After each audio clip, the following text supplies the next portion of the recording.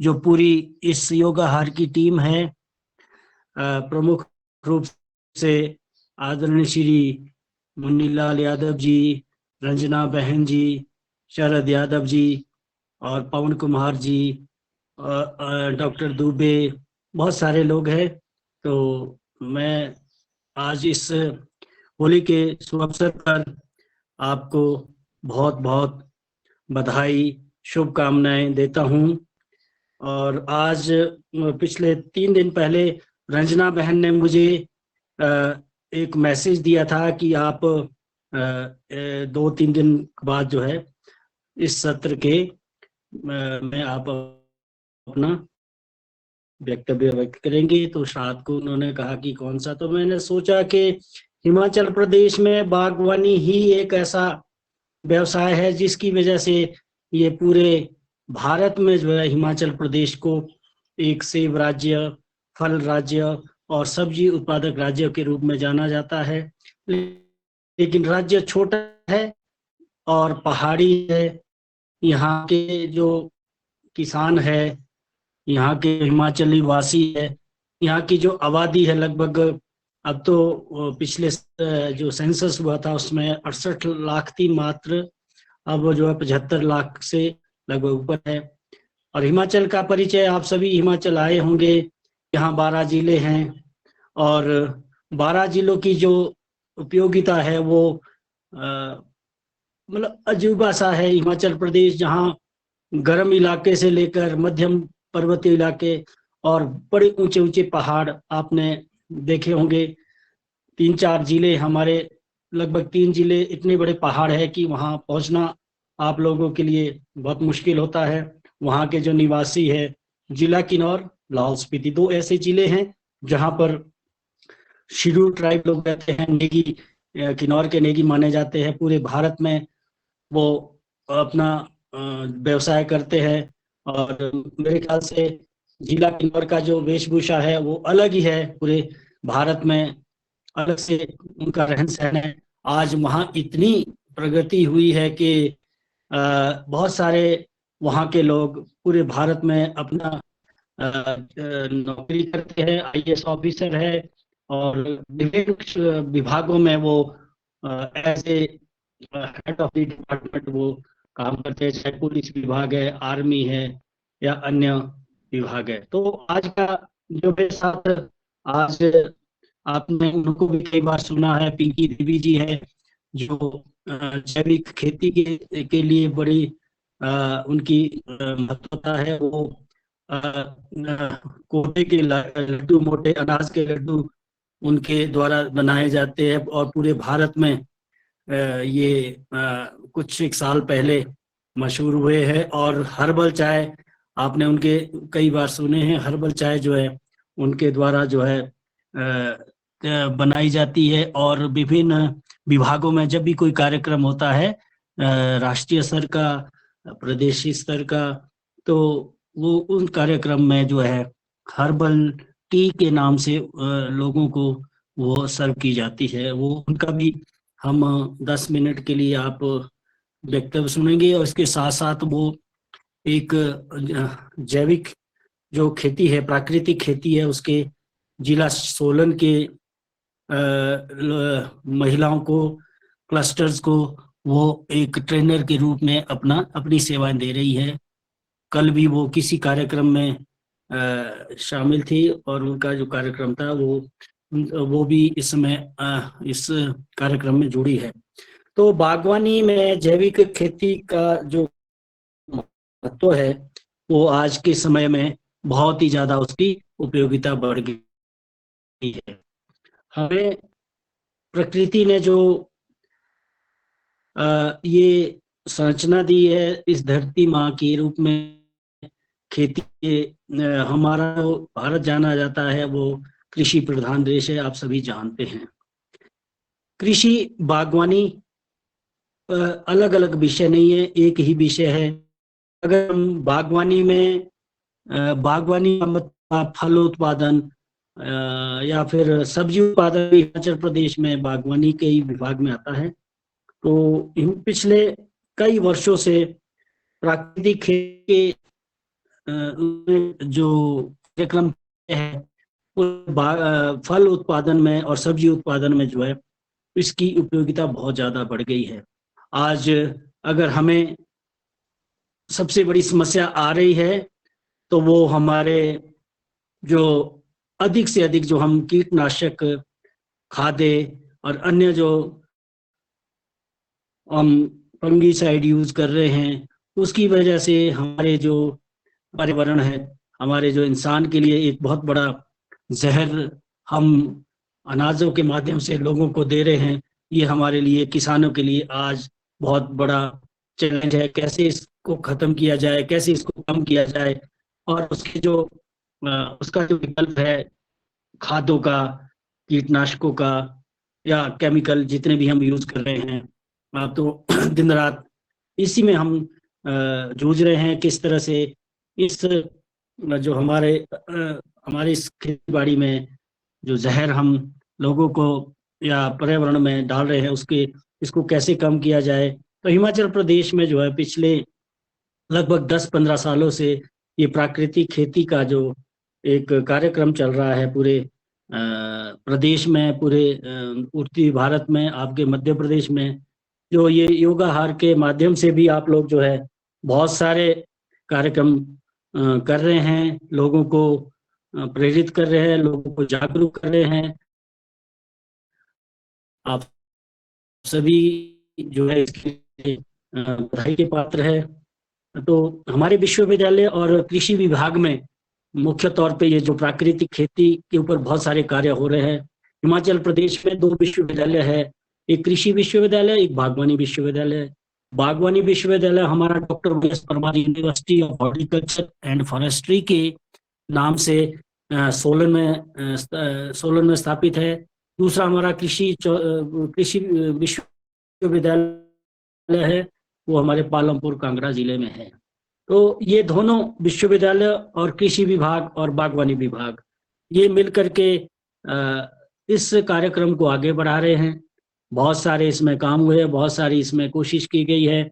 इसके जो कार्यक्रम है वो सेल्फ हेल्प ग्रुप के माध्यम से हर पंचायत में आत्मा प्रोजेक्ट जो पूरे भारत में चलता है, यहाँ भी पूरे का पूरा कार्यक्रम जो है आत्मा प्रोजेक्ट द्वारा किया जाता है। और जैसे आप जानते हैं कि हर ब्लॉक में जो है इसके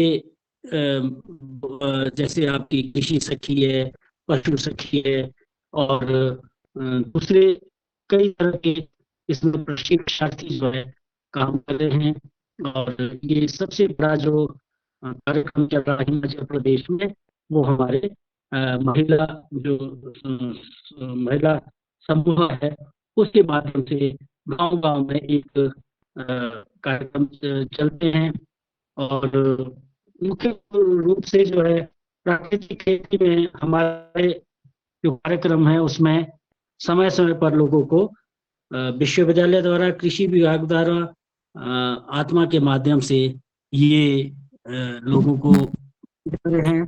तो मैं आपको कुछ एक ऐसे सिद्धांतों की बात करूंगा जिसमें कि प्राकृतिक खेती के माध्यम से जो है हमारी जो ये कृषि उत्पादन या फलों का उत्पादन ये कार्यक्रम चलते हैं। तो आप सभी जानते हैं, कई लोगों ने इसमें अपना वक्तव्य दिया है। तो हमारे जो प्राकृतिक खेती के सिद्धांत है उसकी मैं कुछ एक अंश आपको बताना चाहूंगा। ये न्यूनतम लागत, अधिक उपज, उच्च गुणवत्ता, स्वस्थ पर्यावरण, रोग एवं कीट मुक्त प्रबंधन, प्राकृतिक संकट, कृषि कर्ज में चिंता मुक्त, कृषि बागवान को समृद्ध बनाने वाली खेती, खुशहाल एवं स्वावलंबी बनाने वाली खेती। और इस खेती के प्रमुख जो सिद्धांत है, ये सिद्धांत अगर हमारे पास देसी गाय, तो देसी गाय का आप सभी कितने जितने भी आप लोग हैं, कई गाय के उपयोगिता के बारे में इसमें बहुत सारे वक्तव्य दिए हैं।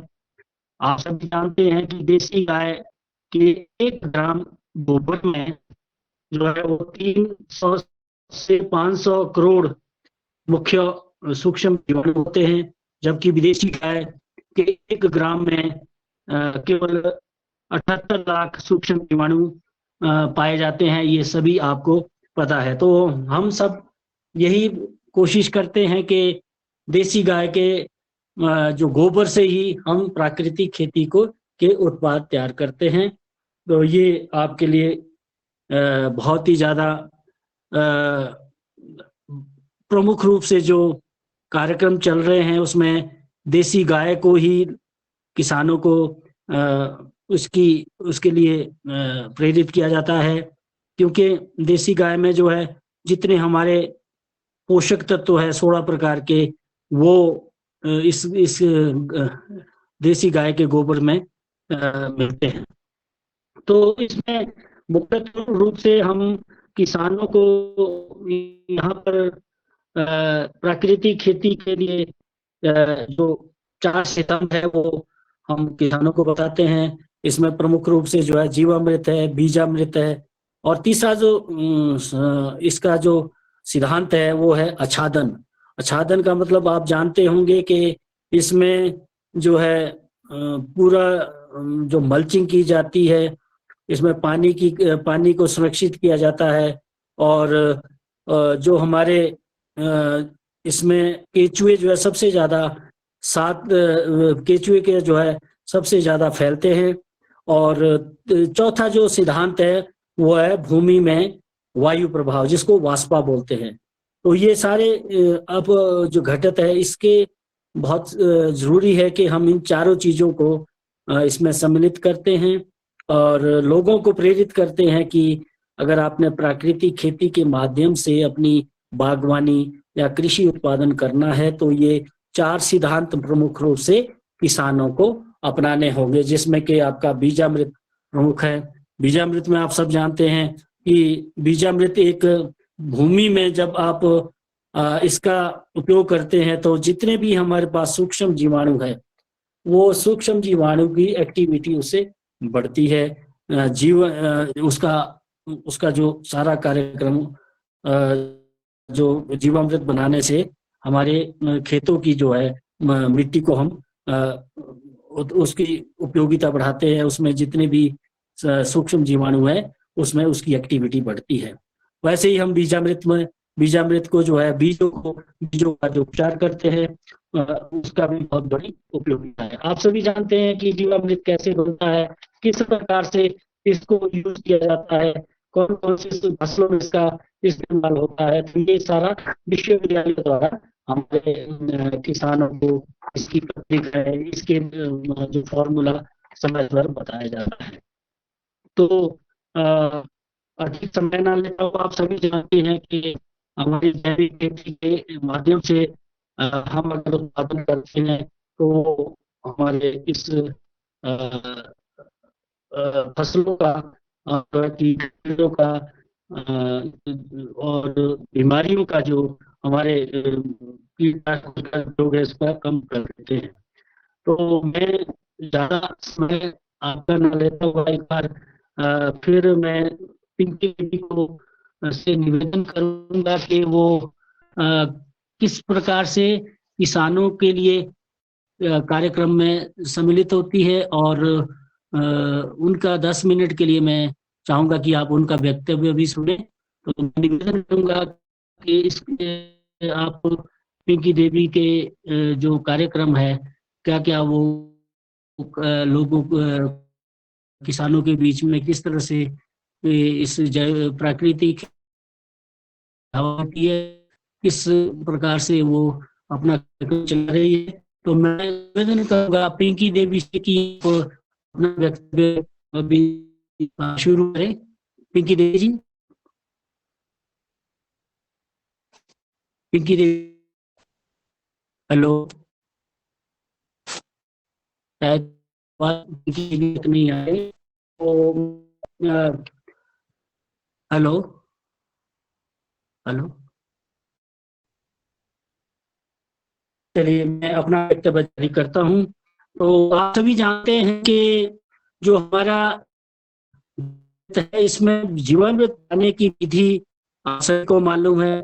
इसमें हमें 3-4 चीजों की आवश्यकता पड़ती है, जैसे हेलो हेलो हेलो, अनम्यूट तो है, मेरी आवाज आ आवाज नहीं रही आ है? रही। आपकी तो आ रही सर, आ रही सर, आ रही। हीरालाल जी का जो खुला हुआ है इसको भी ये बंद कर दें, ये डिस्टर्ब कर रहे हैं हीरालाल जी। अच्छा, नहीं एक्चुअली ना सिग्नल की प्रॉब्लम ये बीच में नहीं, नहीं, ये सिग्नल की कुशवाहा बहुत जी का प्रॉब्लम जो है। है वीडियो खुला हेलो, हुआ है। अच्छा अच्छा, कोई बात नहीं, कोई बात नहीं। हाँ, तो ये जीवामृत जो है हमारे, हम किसानों को इसका जो फार्मूला है वो आप सभी जानते हैं कि 200 लीटर पानी की आवश्यकता पड़ती है, और देसी गाय का जो मूत्र है वो 10 लीटर, देसी गाय का गोबर 10 किलोग्राम, और गुड़ जो है इसमें 1.5 से 2 किलो आवश्यकता पड़ती है। बेसन या अन्य खाद हो तो उसमें 1.5 से 2 किलोग्राम इसकी इस्तेमाल करते हैं। और साथ में जो है हम इसकी जो पेड़ के नीचे की मिट्टी और या मेड़ की मिट्टी जो है 500 ग्राम की आवश्यकता पड़ती है, अगर आपने 200 लीटर का जीवामृत तैयार करना है। तो बनाने की विधि इसमें साधारण सी है, ज्यादा कोई मुश्किल नहीं है, आप लोग सभी बना रहे हैं। और इसकी इसकी जो इम्पोर्टेंस है वो बहुत ज्यादा बढ़ गई है। तो एक 200 लीटर का ड्रम चाहिए, जिसमें कि आपको सारा जो इसमें जो देसी गाय का गौमूत्र है, और गोबर है, गुड़ है, बेल है, इसकी जो प्रक्रिया है वो हम इसको 200 लीटर के ड्रम में मिलाते हैं, और लकड़ी के डंडे से इस को घड़ी की सुई की दिशा में 2-3 मिनट के लिए घुमाना चाहिए। उसके बाद ड्रम को बोरी से ढक देते हैं, और इस जो घोल ये तैयार होता है वो 3 दिन में 3 बार सुबह शाम इसको डंडे से हिलाना चाहिए। और लगभग 3 मिनट तक जब भी आप हिलाते हैं तो 3 मिनट तक इस घोल को हिलाते रहें। 3 दिन बाद इसे जो है हम सूती कपड़े से छानते हैं, और दूसरे ड्रम में इसको ट्रांसफर कर देते हैं। तो हम इसको या तो जो आपकी ड्रिप इरिगेशन है उसके माध्यम से हम फल पौधों या अन्य फसलों में सिंचाई करते हैं। तो इस घोल को अगर हम 3 से 5 लीटर 100 लीटर में इसका छिड़काव करें, जिससे कि हमारे जो फसलें हैं या मिट्टी है वो उसमें जो सूक्ष्म जीवाणु है वो हम इसकी जो एक्टिविटी बढ़ जाती है। तो 40 लीटर जीवामृत को 1 बीघा जमीन में छिड़काव करने के माध्यम सिंचाई से दे सकते हैं। इसका ये रेशो है। तो 40 को 1 बीघा, हमारे हिमाचल प्रदेश में बीघा चलता है, 5 बीघे का 1 एकड़ होता है, 12.5 बीघे का जो 1 हेक्टेयर होता है। आप सब इसको जानते हैं। अगर हम बीघे की बात करते हैं तो बीघा जो है हमारा 800 स्क्वायर मीटर का होता है, 800 स्क्वायर मीटर का होता है। तो हम जो है लगभग वो बीघों में बात करते हैं, एकड़ में बात करते हैं, या हेक्टेयर में बात करते हैं। तो उसके बाद हम इसी तरह से हम घन जीवामृत का भी हम इस्तेमाल करते हैं। इसको बनाने के लिए देसी देसी गाय का गौमूत्र, देसी गाय का गोबर, गुड़, बेसन, और उसी तरह से पेड़ के नीचे की मिट्टी या फिर अलग से जहां पर फसल नहीं उगाई हो वहां से 200 ग्राम जो है हम मिट्टी लेते हैं।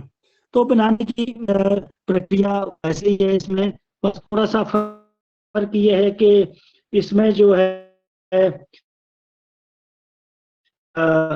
इसमें जो है हम गोबर के ईट और पीट चूना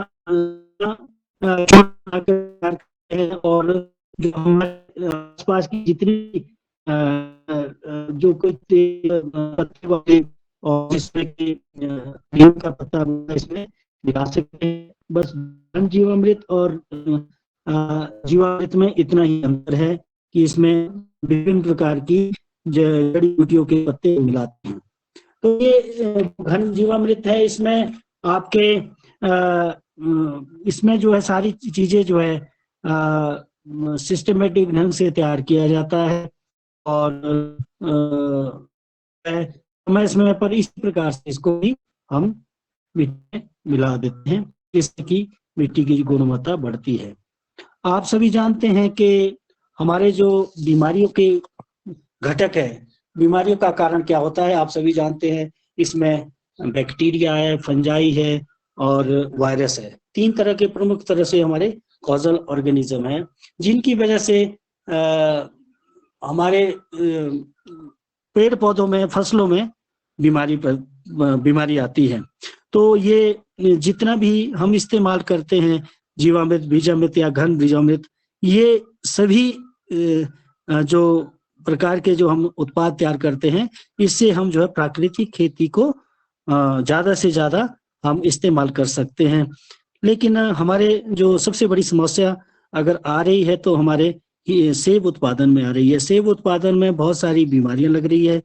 अगर इसमें प्राकृतिक खेती के माध्यम से इसमें लोग जो है अभी भी इसको इस्तेमाल नहीं कर रहे हैं।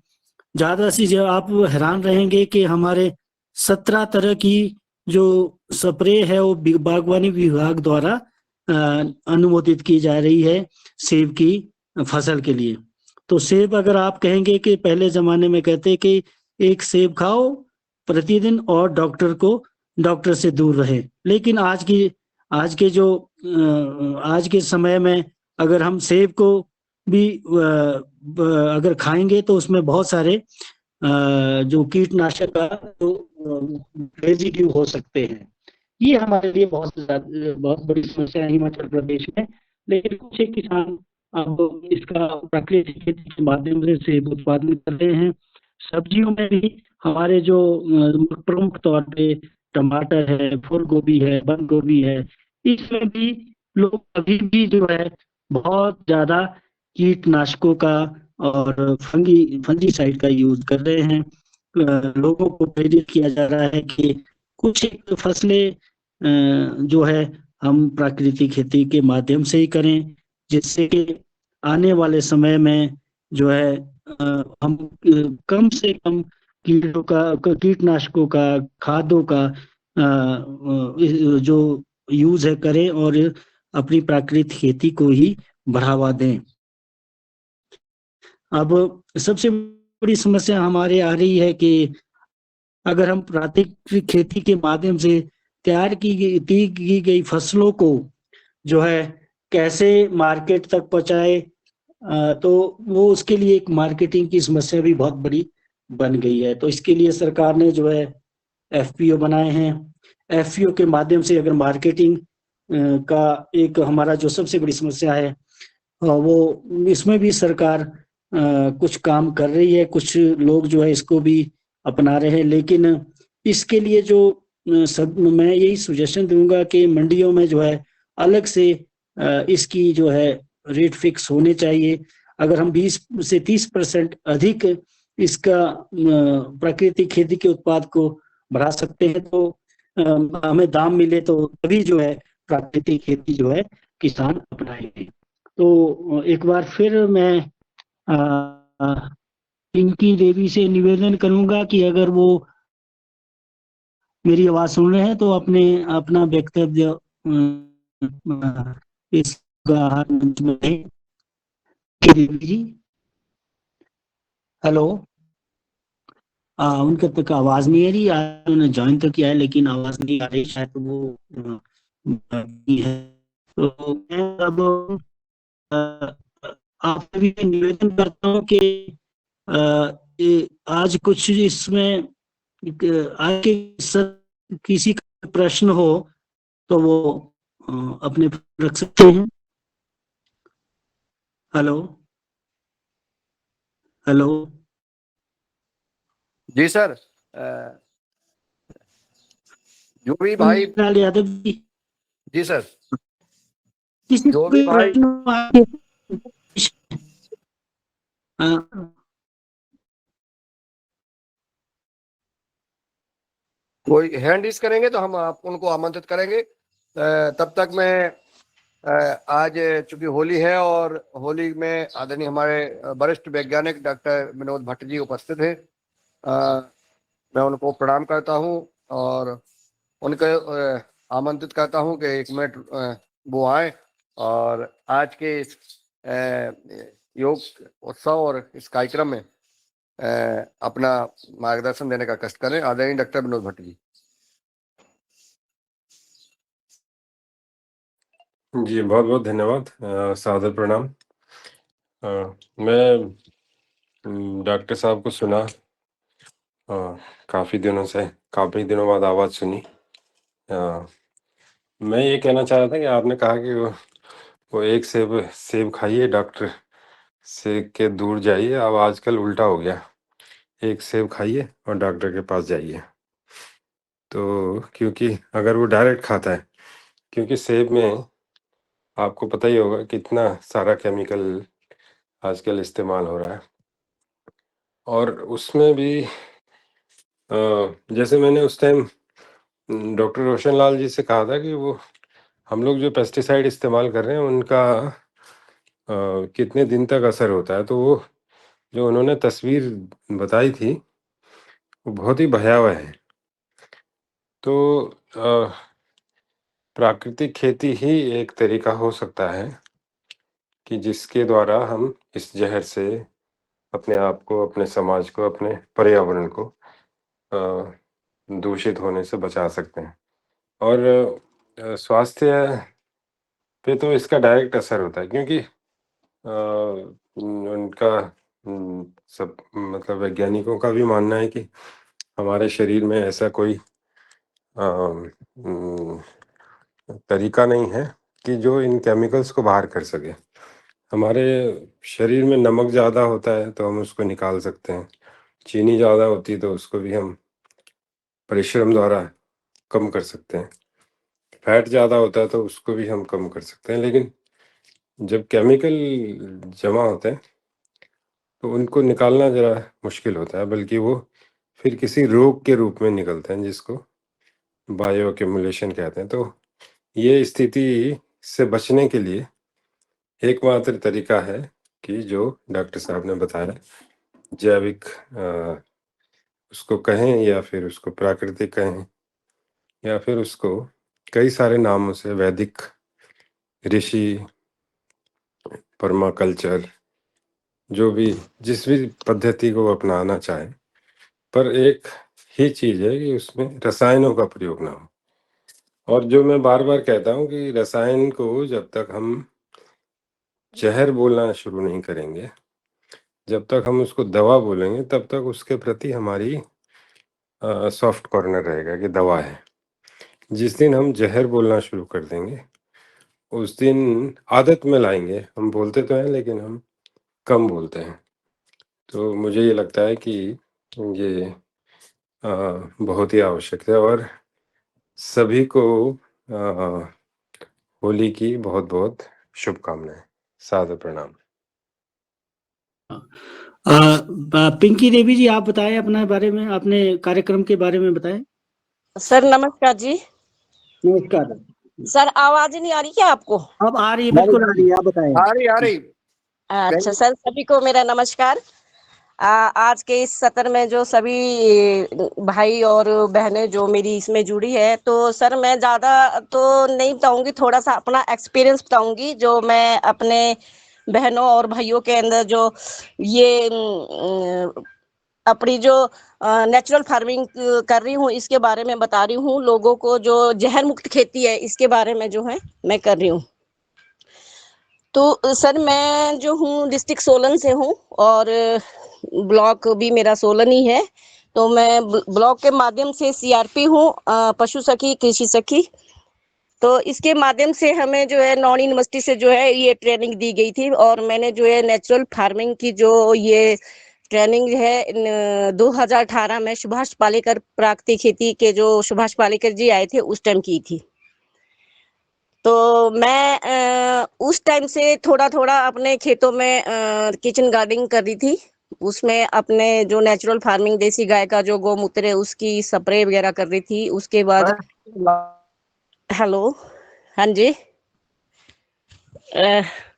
तो उसके बाद सर मैंने देखा कि नेचुरल फार्मिंग में जितने भी हमें फायदे हैं तो वो बहुत अच्छे फायदे हमें मिल रहे थे। तो मैंने ये सोचा कि क्यों ना हम अपनी बहनों को भी इसके बारे में बताएं कि हम जो है नेचुरल खेती करते हैं, इसके माध्यम से जो है हमारी बीमारियां जो है ये कम हो सकती है। क्योंकि जो हम केमिकल खा रहे वो हमारे लिए जहर है। जैसे अभी डॉक्टर साहब ने कहा था कि हम जब तक दवाई के नाम से कहते रहेंगे तब तक हम इस जहर को खत्म नहीं कर सकते। तो इसके माध्यम से जो मैं पशु सखी के माध्यम एग्रीकल्चर जो आत्मा प्रोजेक्ट के माध्यम से है, तो हमें एक क्लस्टर भी बनाया गया है। उस क्लस्टर के अंतर्गत हम 125 किसानों को मैं आज अभी जो हूँ ट्रेन कर रही हूँ और उन्हें जो है नेचुरल फार्मिंग के बारे में सारी ट्रेनिंग देना, कैसे आप घन जीवामृत बनाते हैं, कैसे जीवामृत बनाना है, कैसे बीजामृत बनाना है, आच्छादन कैसे करना है, कितनी दूरी पे आपने इसकी फसल लगानी है और क्या क्या फसल आपने लगानी है। तो मतलब इसमें कठिनाई तो बहुत ज्यादा हमें आ रही थी। पहले शुरू में जब मैंने शुरू किया तो कठिनाई तो बहुत आ रही थी, क्योंकि लोगों के जो प्रश्न है वो कुछ अटल पटल से आते थे, पूछते थे कि कैसे क्यों करेंगे हम, हमें इतनी हानि हो जाएगी। तो सबसे पहले जो है मैंने उन्हें को अपने खेतों का विजिट कराया और अपनी जो हमारी गौ माता है, देसी गौ माता है, तो मैंने साहिवाल रखी है और उसी के ही गौमूत्र से जो है मैं सारी स्प्रे वगैरह अग्नि अस्त्र, ब्रह्मास्त्र, सूंठास्त्र और आपका जो घनजुआमृत है, बीजामृत है, वो सारा उसी के ही गौमूत्र से जो है मैं इस्तेमाल कर रही हूँ।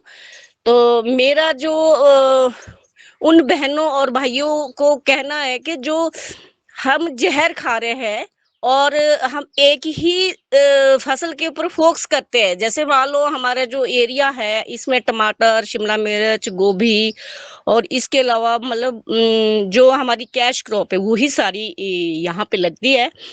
तो लोग ज्यादा करके यही एक सीजन पे एक फसल लगाते थे। तो मैंने उनको आस्ता आस्ता जो है वो अपने नेचुरल फार्मिंग के में जो हम मिक्स क्रॉप लगाते हैं, मिक्स क्रॉप के बारे में जानकारी दी कि आप इस तरह से भी आप जो है नेचुरल फार्मिंग में जो है मिक्स क्रॉप लगा सकते हैं। जैसे कि हम पहले लगाते थे, तो पहले भी तो हम लोग फसल लगाते थे, अच्छी होती थी, बल्कि इससे बढ़िया होती थी। अब तो बहुत सारी बीमारियां लगी है खेतों में। तो मतलब काफी मेरा मानना ये है कि काफी लोग है, मतलब 90% तो नहीं पर लेकिन 70% लोग जो है इसकी तरफ आ चुके हैं। सोलन जिला की मैं बात कर रही हूँ, तो सोलन जिला में जो है ये काम बहुत अच्छी तरह से हो रहा है। हमारे बीटीएम है यहाँ संजय कुमार जी है, एटीएम हमारे रॉकी सर जी है। तो इनके माध्यम से हम जो है क्या करते हैं कि जो हमारी देसी गाय है, लोगों के पास पहाड़ी गाय है, तो हम वहां से जो है गौमूत्र कलेक्ट कर रहे हैं। सारे गांव गांव में जाके सारा कलेक्ट करके एक जगह जो है उसका सामान बना रहे हैं। जैसे अग्नि अस्त्र बना रहे हैं, ब्रह्मास्त्र बना रहे हैं, और वो बना के हम हर उस किसान को दे रहे हैं जो हमारे साथ जुड़ा है, और उनको जोड़ने की कोशिश कर रहे हैं कि उसके अलावा जो किसान है उनके घर तक ये चीजें बनाकर हम दे भी रहे हैं और उनके खेतों में जाके जो है इसकी स्प्रे भी करा रहे हैं। तो मैं ये चाहती हूँ कि अगर सभी लोग इसकी तरफ आ रहे हैं और मतलब आ जाए, तो क्यों ना हम जहर मुक्त खेती कर सकते हैं, क्योंकि इतना टफ भी नहीं है। हाँ, जैसे डॉक्टर साहब ने कहा कि सेबों में इसकी थोड़ी प्रॉब्लम आ रही है। मैंने भी कुछ पौधे सेब के लगाए, तो उसमें मैं भी नेचुरली ही कर रही हूँ, पर लेकिन बीमारियां बहुत ज्यादा आ रही है।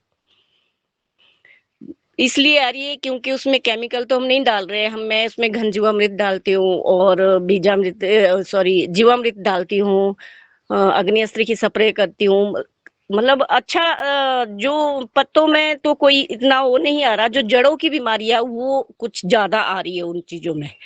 तो बागवानी के इसमें तो थोड़ा टफ है, लेकिन फसलों में ये बहुत अच्छा है, जो हमारी क्रॉप है उसमें के लिए बहुत अच्छा है। तो जैसे मैं घनजीवामृत बनाती हूँ, तो घनजीवामृत में 40-50 केजी जो है मैं देसी गाय का गोबर लेते हैं, और उसके बाद उसमें जो है हम आधा किलो बेसन और आधा किलो जो है गुड़ डालते हैं, और थोड़ी जो है 2 मुट्ठी जो है वो जंगल की मिट्टी जो हमारी पेड़ के नीचे की होती है उसको मिला के उसको छाया में सुखाकर उसकी जो है बढ़िया खाद बनाते हैं, और फिर उसको 3 टन्योर में हम डालते हैं। जैसे फसल लगाने के साथ, और फिर थोड़ा जब अंकुरित होएगी फिर डालेंगे, और उसके बाद जब हम गुड़ाई और रुंदाई करेंगे तब उसको डालेंगे। बीजामृत हम 200 लीटर का ड्रम लेते हैं, और 200 लीटर में जो है हम उसमें 2 किलो बेसन, 2 किलो गुड़ और 1 किलो जो है पेड़ के नीचे की मिट्टी डाल के जो है उसको, और 10 ही लीटर हम उसमें गौमूत्र डालते हैं। फिर उसको जो है एंटी क्लॉकटीरा मतलब घड़ी की सुई की तरह 3 से 4 मिनट तक डेली उसको घुमाना। और मतलब जैसे हमारा हिमाचल में थोड़ी ठंड है, तो सर्दियों में कम से कम 4 से 5 या 6 दिन लग जाते हैं, और लेकिन आजकल गर्मियों में उसको बनने में जो है हमारे 2 से 3 दिन में ये तैयार हो जाता है। जब ये तैयार हो जाएगा तो फिर हम उसको जड़ों में डालते हैं। मतलब मैं अपना तरीका बता रही हूँ, डॉक्टर साहब भी अच्छी तरह से बता रहे थे, जो हम मतलब किसानों के बीच में जाके बता रहे, तो उनके जड़ों में डालते हैं, या तो हम ड्रिप के उसमें माध्यम से डालते हैं, क्योंकि ड्रिप जो है उसमें सक्सेसफुल नहीं है, क्योंकि उसमें बीच में फंस जाता है, तो कहीं पौधे में जाएगा कहीं नहीं जाएगा। इसलिए हम जो है वो ड्रम या टैंक के द्वारा उसमें मिला के वो पाइपों के द्वारा खेतों में दे रहे हैं। और बीजामृत को भी हम ऐसे ही, जैसे हम पौध डालेंगे तो उसमें फिर बीजामृत बना के उसमें हम गौमूत्र चूना ये मिला के, ताजा गोबर मिला के, फिर उसमें उसको बीज की जो पोटली है डिप करते हैं। डिप करने के बाद बीज को जो है थोड़ी देर के लिए, घंटा 2 घंटे लिए या पूरी रात भी आप छोड़ सकते हैं। तो उसको फिर छाया में सुखा के फिर हम उसका बीज को जो उपचारित करते हैं। अग्नि अस्त्र के लिए भी हम इसी तरह अग्नि अस्त्र बनाते हैं। तो अग्नि अस्त्र के लिए भी हम जैसे 4 केजी हमने गौमूत्र ले लिया, 100 ग्राम हमने शिमला तेज मिर्च की जो चटनी ले ली, और 100 ग्राम ही हम इसमें जो है जो हमारा पहाड़ी लहसुन होता है उसकी चटनी बना के डालते हैं, और थोड़ा सा जो हमारा ये तंबाकू होता है और 100 ग्राम वो तंबाकू उसमें डालते हैं। फिर उसको उबालते हैं, उबाल आने तक फिर उसको जितना उबालेंगे, उबालने के बाद छानकर हम उसको ठंडा करके फिर उसकी स्प्रे करते हैं। जैसे 15 लीटर का हमारा ये एक पंप होता है, तो 15 लीटर में जो है हम उसमें 1 लीटर जो है अग्नि अस्त्र डालते हैं, और इसके साथ हम खट्टी लस्सी और क्या बोलते हैं गौमूत्र या वो ब्रह्मास्त्र भी हम पर, लेकिन हम जो है अलग अलग से जो है किसानों को इसकी स्प्रे करना बता रहे। खट्टी लस्सी की फंगस के लिए जैसे खट्टी लस्सी हमारी देसी गाय की जो है उसका इस्तेमाल करते हैं। और इसमें जितने भी हमारे जो महिलाएं हैं वो ज्यादातर जो है हमारे सोलन जिला की मैं बात करूंगी, क्योंकि मेरे पास अभी 3 से 4 क्लस्टर है, तो मैं उसी में काम कर रही हूँ। और महिलाओं को मोटा अनाज जैसे है हमारा रागी है, कोदो है, और आपका जितने भी मोटे अनाज है इसके बारे में भी उनको बताया जा रहा है कि आप ये उगाओ, क्योंकि हमें जो न्यूट्रिशन चाहिए तो हमें मोटे अनाजों से बहुत अच्छी तरह से वो प्राप्त होता है। तो मतलब ऐसी छोटी छोटी बहुत सारी बातें हैं जिसके अंतर्गत मैं महिलाओं को और अपने भाइयों को इसके बारे में अवगत करा रही हूँ, और उन्हें इसके बारे में ट्रेनिंग दे रही हूँ। तो अच्छा लगता है कि अगर हमारी जो बहनें हैं, हमारे जो किसान हैं वो हमारे साथ जुड़े और प्राकृतिक खेती को अपनाए, और अपना भी रहे, लोगों के अच्छे रिजल्ट भी आ रहे हैं, और मार्केट में इसमें अच्छा हमारे को मुनाफा भी मिल रहा है। हमारा एफपीओ भी खुला है NRLM के थ्रू, तो हम उस एफपीओ के तहत जो है अपना सामान सेल भी कर रहे हैं, जो हमारा नेचुरल, तो हमें उसमें डबल दाम भी मिल रहे हैं। जैसे मैंने पिछले साल पहाड़ी लहसुन लगाया था, तो आम लहसुन 2 से 250 रुपए, 2 से 20 रुपए किलो था, लेकिन जो मैंने दिया तो मैंने 300 रुपए पर केजी के हिसाब से जो है अपना लहसुन जो है वो सेल किया है। तो इसके साथ आप सभी का धन्यवाद, और मैं इतना ही कहूंगी और आगे जब कभी मौका मिलेगा तो आप लोगों से और वार्तालाप करूंगी। धन्यवाद पिंकी जी, आपने बहुत अच्छा वक्तव्य दिया है। और जो कार्यक्रम हिमाचल प्रदेश में चल रहे हैं, इसके लिए मैंने इनको आज इसमें जोड़ा था कि किस तरह से ये लोगों के बीच में किस प्रकार से क्लस्टर बना के अपने किसानों को जो है इसके ट्रेनिंग दे रही है, उनको प्रेरणा स्रोत बन रही है। और आने वाले समय में जो है आप योगाहार में इनकी और सेवाएं लेना चाहेंगे तो पिंकी देवी ने कहा है कि वो जरूर अपने इस एक्सपीरियंस को इस योगाहार में शेयर करेगी। आपका बहुत बहुत धन्यवाद। और मैं अब धन्यवाद जी।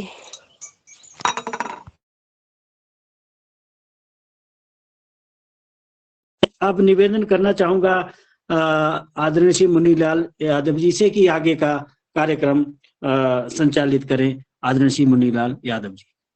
जी, बहुत बहुत धन्यवाद आदरणीय डॉक्टर साहब, आपका बहुत बहुत। और आदरणीय बहन जी को सुनकर के बड़ा ऐसा, जब आप जो है अपना अनुभव शेयर कर रही थी कि एक जो बहन होती है, एक महिला होती है जो खेती किसानी से अधिकतर दूर रहती हैं, लेकिन आप जो और बोलना और करना, आप जो अपने घर जीवामृत और अग्नि और ये सब बनाने की विधि बताई, उसका प्रयोग करने की विधि बताई, और जो मन में सवाल आ रहे थे कि उसकी मात्रा कैसे रहेगी, वो आप बिना सवाल किए ही आपने उसका जो है समाधान किया कि हम जो है 15 लीटर की जो टंकी होती है उसमें 1 लीटर डाल करके और हम जो है डालते हैं, और 3 बार जो है आप जो है जीवामृत डालती हैं। छाछ का भी आपने प्रयोग खट्टी उसका बताया, यानी पूरी प्राकृतिक जैविक खेती कैसे करते हैं। और एक बहन के द्वारा अगर हम ऐसा सुनते हैं तो लगता है कि बहुत ही जो है आप उत्कृष्ट कार्य कर रही हैं। आपके पूरे परिवार को और आपको होली की हार्दिक बधाई और शुभकामनाओं के साथ योगाहार परिवार की ओर से हम ये शुभकामनाएं देते हैं और प्रभु से प्रार्थना करते हैं कि आपके मार्गदर्शन में अन्य बहनें भी इस प्रकार से जागरूक हों। क्योंकि जब देश को समग्र स्वच्छता अभियान जो चला था, स्वच्छ भारत अभियान, तो उसमें बहनों को आगे किया था। बहनों की गांव-गांव में महिला समितियां बनाई गई थी भारत सरकार के द्वारा कि बहनें जब जिस कार्य को आगे संभाल लेती हैं वो कार्य सफल हो जाता है। इसी प्रकार से जो प्राकृतिक जैविक खेती अभी चल रही है भारत में, परंतु अभी उस स्तर तक नहीं पहुंची है।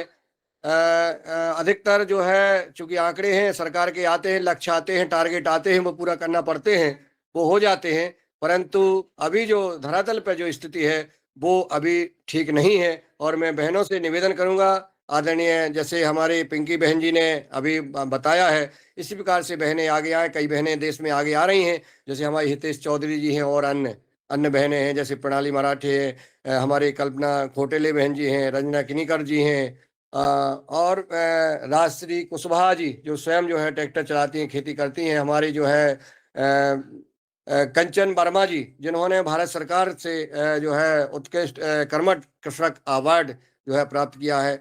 ऐसे कई बहनें जो है काम कर रही हैं, और मैं चाहूँगा कि सब अपने अपने क्षेत्र में जो है इसको आगे बढ़ाएं और एक कार्यशाला आयोजित करें और लोगों से चर्चा करें। अपना अपना थोड़ा छोटा अनुभव जो है जरूर अपना खेत पर जाएं और खेत से जो है बहनों को जरूर इस कार्यक्रम से जोड़ें, ताकि बहनें जुड़ेंगी तो भाई जुड़ेंगे और वो मोटिवेट करेंगी। निश्चित वो कहेंगी तो जो है हमारे पूरा परिवार इस कार्यक्रम में जुड़ेगा, हमारा परिवार बचे। अपने घर के लिए जरूर जो है जैविक खेती, सब्जी में बहुत केमिकल डाला जाता है, सब्जी से बहुत नुकसान है। तेल सब्जी ये बहुत ही हमारे जहां भी सुन रहे हैं डॉक्टर साहब, अभी हम लगातार सुनते हैं कि ये जो है किसी का हार्ट अटैक आ गया। अब अभी किसी की शादी में जा रहे हैं, पता है आशीर्वाद देने के बाद नीचे उतरे और हार्ट अटैक आ गया। मतलब जिसके लड़के का नाती का शादी है उसके दादा का हार्ट अटैक आ जाना, किसी के पिताजी का हार्ट अटैक आ जाना, किसी के ये बहुत दिक्कतें आ रही हैं। इसलिए जो है हमारा ऐसा कोई गाड़ी चलाते हुए हार्ट अटैक आ जाता है, कोई तो योग खूब कर रहा है, सूर्य नमस्कार कर रहे हैं, योगन कर रहे हैं और हार्ट अटैक आ जाता है, क्योंकि उन्होंने आहार पर ध्यान नहीं दिया है। इसलिए योग के साथ आहार पर ध्यान देना अति आवश्यक है। ये महत्वपूर्ण विषय आज का आपने रखा है। और दिनेश जी सेमवाल जी उपस्थित है, उनको मैं निवेदन करूंगा कि वो आए